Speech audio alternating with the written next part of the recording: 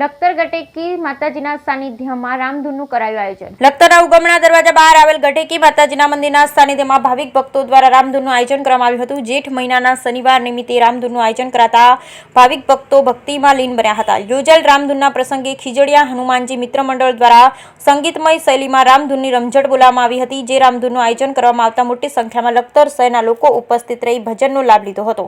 કાર્યક્રમને લઈને સમગ્ર વિસ્તારમાં વાતાવરણ ભક્તિમય બની ઉઠ્યું હતું। આયોજનને સફળ બનાવવા માટે આ વિસ્તારના ગોપાલભાઈ પ્રજાપતિ, વિમલભાઈ જાદવ, મહેશભાઈ પ્રજાપતિ, રમેશભાઈ લખતરિયા, પારિતોષ લખતરિયા સહિતના યુવાનોએ ખૂબ સારી જહેમત ઉઠાવી અંતે આરતી તથા પ્રસાદ વિતરણ કરી રામધૂનનું સમાપન કરવામાં આવ્યું। Bureau report Jayendrasinh Zala, Lakhtar.